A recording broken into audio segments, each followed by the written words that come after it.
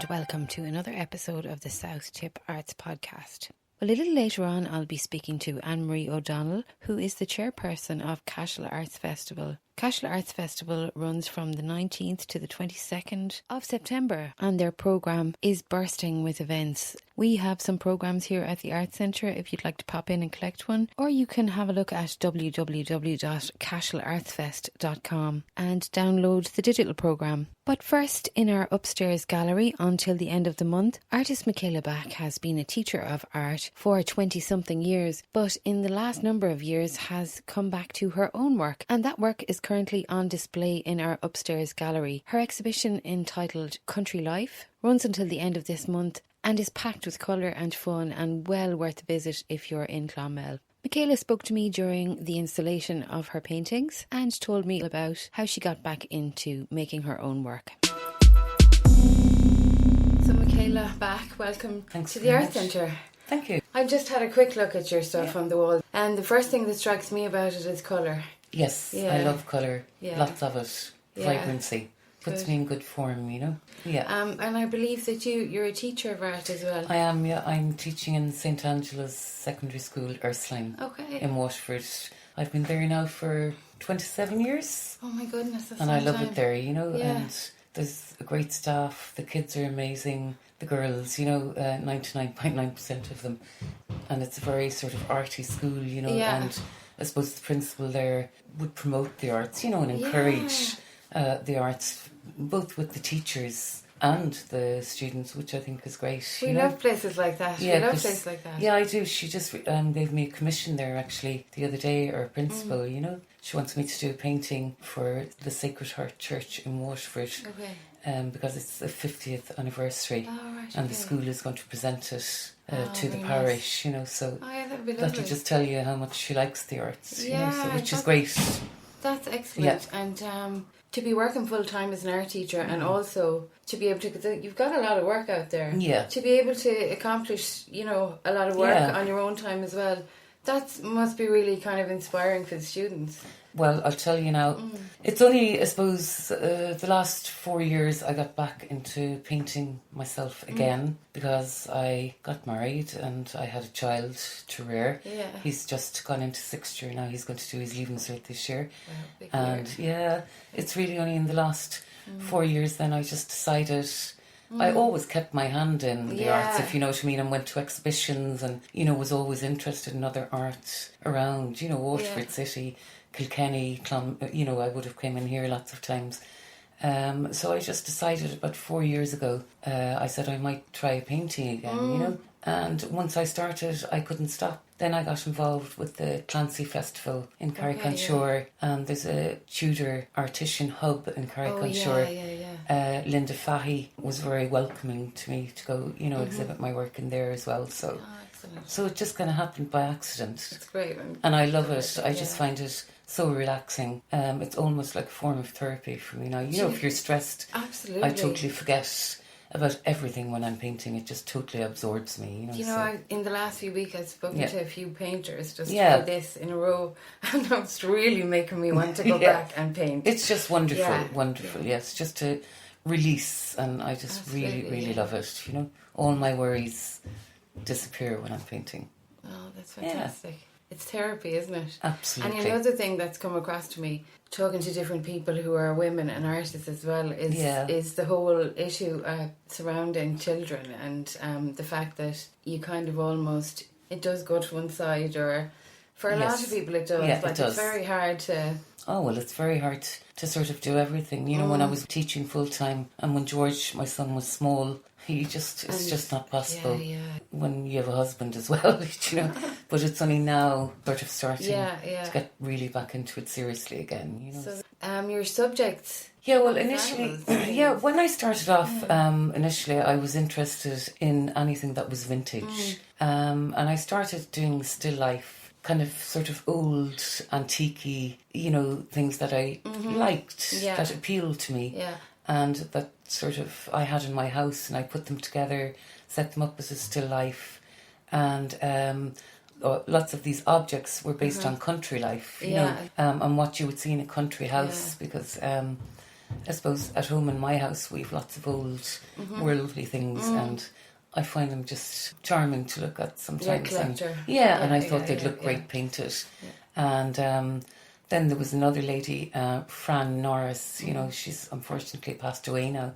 She got me involved with the art a lot herself. She loved art, you know, would have bought some of my paintings, and she was a journalist, and she wrote up an article on me as well, and she encouraged me to have my first exhibition, I suppose, which was down in the Coast Guard, you know, in Tramore. So after the vintage still life, then I still sort of stuck to country life, in that, you know, I was born and reared in Piltown in County Kilkenny, and we have a beautiful agricultural college there, and there's lots of farmers, and I see sort of, I'm exposed to just the countryside every day, lots of colour, animals, and I suppose like lots of my paintings are simple in that they could have been painted 100 years ago. Do you know what I mean? There's nothing futuristic in them or anything. It's just what I like, and hopefully other people will like. You know, so well, isn't that it's the pleasure of doing what it is that you want to do that makes it so lovely. Yeah.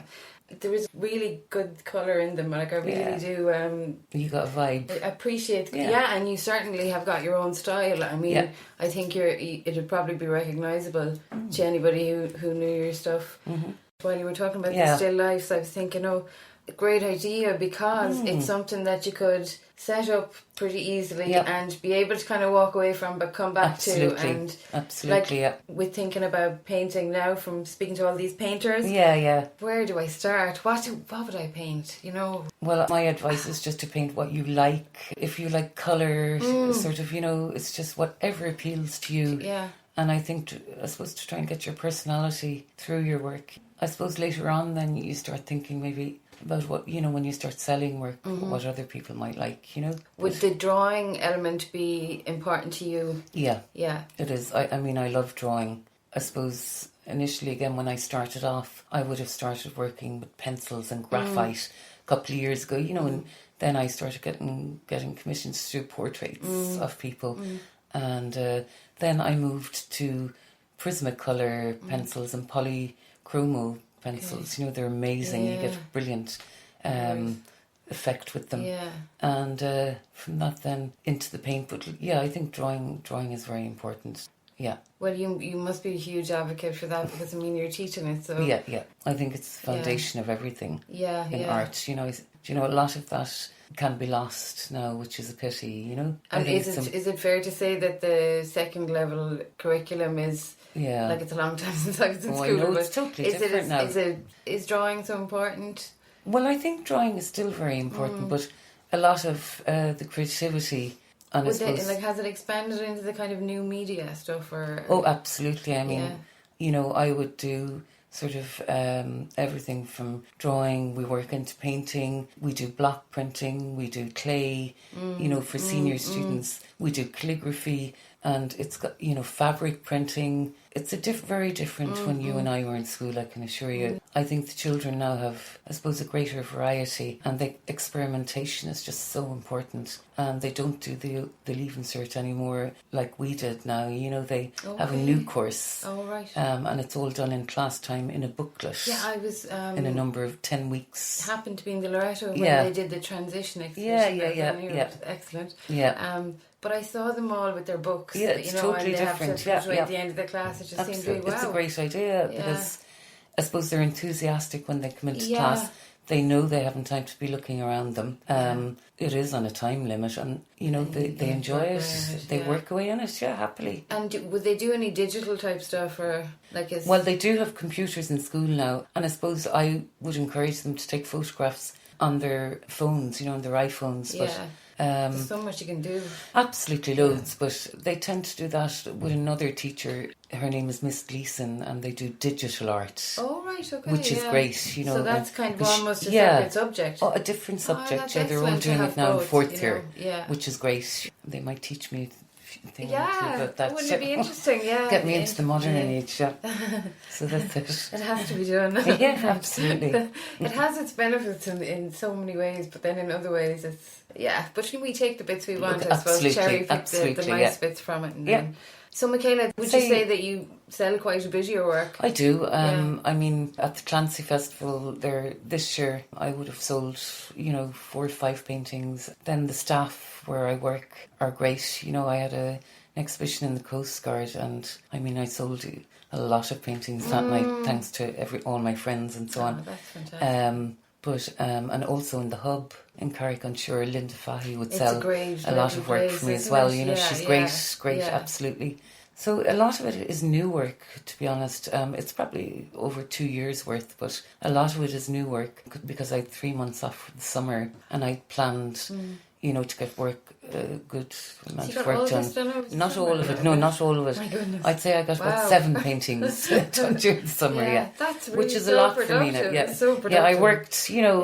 I don't see it as work. I just see it as fun. Yeah, and.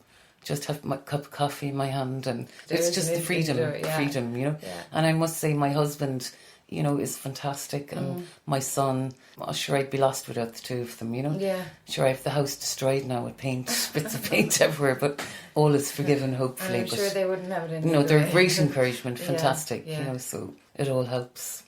And it's going to run up here in the upstairs of South Tip Art Centre until... It's a month. It's on for a month. It's on for the month, yeah. Starting next Thursday, I think. Yes, as far as I know. I'm only just setting up today, Yeah. So it'll be on through Culture Night as well. Yeah, that's right. Yeah, that's right. Yeah, that'll be great. Mm-hmm. Pop in and see it if you're around. Oh, absolutely. I hope people will. I'd be really grateful if they just had a look anyway. So. Thanks a million, Michaela. Okay, it's been lovely to talk to you. And you too, Emer. Okay, thanks very much. Anne-Marie O'Donnell is the chairperson of Cashel Arts Festival for 2019, and I took a trip out to Cashel to meet with Anne-Marie, and we had a look at a number of the highlights from this year's festival. You can, of course, check out their website at www.cashelartsfest.com. I'm here in Cashel with Anne-Marie O'Donnell, who's the chairperson of Cashel Arts Festival for 2019. Anne-Marie, welcome to the South Tip Arts podcast. Thank you, Emer. It's an absolutely fantastic lineup, Anne-Marie, I have to say. I've been looking through your brochure, and kudos to all of you for all this work. Obviously, it's taken a huge amount of work to bring all this together. It has, and really the festival team, who are all entirely voluntary, all bring their own strengths and interests to the festival, which is wonderful and which kind of gives you, I suppose, the variety that you can see in the programme. The theme of the festival this year is around walls. The Cashel town walls are 700 years old this year, and I suppose our hope as a festival as well is just to build community and maybe break down, barriers or walls, or expose people maybe to new experiences through the arts. And the festival has a ceramics exhibition which will be in the chapter house, which formerly housed the Bolton Library. And that's the first thing that opens, and that opens on Wednesday, the 18th of September. And that is drawn from private collections, and it's a great chance to see work from 3 of Ireland's potters. Grattan Freyer, John French and Cormac Boydell. So I'd encourage people to go along and have a look. As I say, the opening is the 18th, but the exhibition will be there from the Thursday, the 19th, until the 22nd. Excellent. And there was a few things that jumped out at me now. I love this idea, the Rock Stars, which is like a collaboration with primary school children. Yes, Emma Lucy O'Brien, who's a native of Cashel and works in Visual in Carlow. We're delighted she's joined us as a curator for this project, and she's bringing the pieces, I think are arriving this week anyway, and they will be displayed kind of from the viewfinder in the rock down below you. You'll see a constellation of these stars. Wow. And the school's project with the Little Flower National School, I think, was starting today, and the children are going to the Devil's Bit, and in response then they will make stories and sculptures. So the idea of viewing the rock stars is that you go to the rock and you look down on it. Correct. Oh, fantastic. And they're crystals and things, are they? Yes, they're all different stones, including the lady that works with the stones is an artist called Eileen McDonough. And we can't wait to bring them to Cashel. I think it'll be something very different. Yeah, it's really, really different. Actually, there's a few things on your brochure that are very different. Another one that jumped out at me in the visual arts was the tile project. Yes, that was an open call to local artists, and it was under the guidance of Doreen Saurus from Feathered. And people came along and painted their tiles in the Spafield Resource Centre here in Cashel. And the wall actually was being prepped today. It's on the archway on the way into where the library is on the left-hand side. And that tile project will be a permanent exhibition, and again is inspired really by the theme of the walls, in that they'll be permanently on the wall. They will be unveiled after the festival opening in the library, which takes place on the 19th of September. And Emma Lucy O'Brien, that I mentioned, will be opening the festival for us this year. And also she's going to give a talk, I noticed, which sounds very interesting. Yes, she's giving a curator's tour on the 20th of September in the Rock of Cashel at 1:30. And that's all to do with the Rockstar project, or the festival in general? No, it's a tour of the events really that are associated with the Rockstar project. I think she'll also talk about public sculpture and landscapes and the project that has taken place with the schools. That sounds like a really interesting talk. So much, actually. There's so much to cover in this that we could probably be here all day. Padraig and Mahuna would be a particular highlight for local people, I would say. Yes, he will. Yes, he will. So many people will have great memories of seeing him work here in Cashel. And so many people locally for special occasions would have pieces of his work really in their own jewellery boxes. But we're very pleased in collaboration with his family to have this exhibition, which will be in the library in Cashel, and again will be formally opened on the 19th, and will be there from the 19th to the 22nd. And then on the Sunday of the festival, his daughter Siobhan Nimahuna and his nephew Cian O'Carroll, as well as Edith Andrews from the National Museum of Ireland, will be giving short talks on his work, and that takes place on the 22nd of September at 2 o'clock in the library in Cashel. Excellent. Music-wise, you've got a number of events taking place as well? Yes, we have. Music-wise, we have the Trinitones, who are a male a cappella group based in Trinity, and this year Owen Hand from Cashel is part of the group, so they're performing in the cathedral on the 21st of September. And we also, on the Church of Ireland Cathedral, David Kitt is playing on the 22nd of September. That would really tempt me now. I like him a lot. Yes, yeah. I'm really looking forward to that too. And on Culture Night... Interesting that the festival goes across Culture Night. It's like really yes, well placed in the year, actually. It's a nice time to have a festival. Yeah, it's one of our aims as a festival, I suppose, to have kind of a special Culture Night. And this year we have Lux coming from Donegal, which would be a really special event, because and there's also a procession of light where 7 lanterns will be held, which again kind of around the idea of the walls. 7 lanterns for 700 years. We're having 7 special lanterns made, but there will also be a procession of light, and there'll be outreach with the schools where they will make lanterns to bring with them, and that really will form the audience for Lux, and we're very excited to bring them to Cashel. That really promises to be spectacular, it does, doesn't it? It does. And as part of that then the Peace Flame, and yes, Julie Marsden is coming. She's coming with her Peace Flame, and she's also leaving one in Cashel for us, so we're very excited to welcome her, and she's walking here at the moment, we're looking forward to meeting her when she comes. And Lux are also in doing a collaborative piece. They'll be doing a dance workshop with Tipperary Youth Dance Company, so that will form again part of the performance on Culture Night. And many of the events are free, aren't they, Anne-Marie? Yes. I know you've got ticketed events, but you've got an awful lot of stuff, yes, like we have. family stuff that's we have, free. We have. And in terms of theatre, we're looking forward to having Spliced this year. Be fun, yeah. It's in the Handball Alley in Cashel, which is a new venue for us, and we're delighted to use that venue as it's ideal for the piece, which is about the GAA and identity, masculinity, mental health. We're really pleased to have it. Yeah. And we also have Manachon McGann coming to do his piece Aron Agasim, Bread and Butter. So he's been before Mannequin, hasn't he? Yes, he has. Yeah. Yes, he has. This will actually be his 3rd trip. He was here with he opened the festival for us one year, and he came then with his Gaelga Tamagotchi project to the Heritage Centre 2 years ago. So this is sort of the follow-up piece to that. Again, it's a bilingual show where he is actually baking bread and churning butter, and then he's talking about the Irish language and what makes it so unique. So that should be a really fun event. And our Bolton lecture this year is being given by Philippe Sands, QC. So he's a professor of law in London, but he's also a practicing barrister. And it should be a really special event because it's also combining the lecture with music. Yeah, so the pianist Guillaume de Chassis is coming from Paris to play, and the focus of the lecture is his book East West Street, which looks at the origins of crimes against humanity and genocide, but partly looking at his own family history and partly looking at the Nuremberg trials, kind of through the prism of music. So that really promises, I think, to be a great event. Yeah, there's just oceans of stuff on it.